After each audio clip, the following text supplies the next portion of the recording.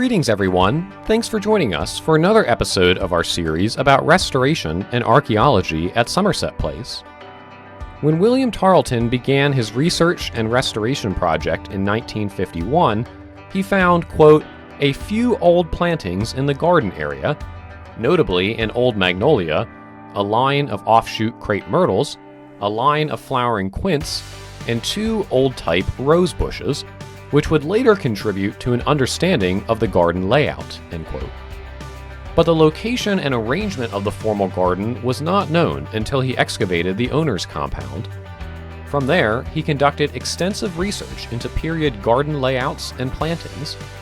He consulted experts with Colonial Williamsburg and the National Park Service, read antebellum gardening books, and studied extant gardens at Williamsburg, the Old Brick House in Elizabeth City, and the Berkeley and Westover plantations in Virginia. With this information in hand, he sketched a layout of the gardens and orchards. The formal garden consisted of gravel walkways and hedges, with sand paths leading north to flower gardens behind the domestic dependencies. He estimated small fruit and nut trees were behind the modern bathrooms, while vegetable gardens and larger orchards extended to the edge of the owner's compound and were accessed by grass paths. Subsequently, Tarlton supervised limited restoration of the gardens. He removed, quote, a number of large trees, some small buildings and assorted debris, and barbed wire fencing, end quote. He found that the gravel walkways were, quote, much damaged, and despite his best efforts, he couldn't obtain the same type of stones. Instead, workers salvaged the remaining gravel, laid concrete walkways in their place, and dressed the top with salvaged stones. Tarlton then reopened the garden drainage system, graded the soil level, and arranged flower beds. Workers also restored sand walkways around the flower gardens. Lastly, during or shortly after Tarlton's project, the state replanted boxwoods in the formal garden and some fruit trees in the orchard.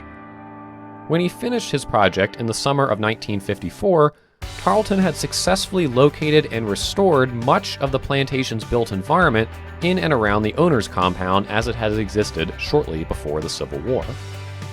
His research represented the most comprehensive study of the plantation's history at that time. While his work largely left out interpreting the people who lived and worked at Somerset Place, his accomplishments cannot be understated. J.C. Harrington, upon reviewing Tarlton's final report, summed up the project thusly, quote, again I say this whole project is amazing. When I first went down there 3 years ago, I met a young historian who apparently knew little or nothing about archaeology and historical restoration. His enthusiasm and intelligence, however, encouraged me to give him what little help I could, and I am glad to say that it was the most rewarding assistance I have ever given anyone, end quote. Tarlton's work made it clear that Somerset's history was central to Pettigrew State Park, but it would not be until the following decade that history education became the site's primary purpose. We'll discuss the restoration that occurred in the 1960s on our next episode. Until then, click subscribe to stay up to date with our latest videos, and then join us for a guided tour to learn about life for enslaved and free people at Somerset Place. Thanks for watching.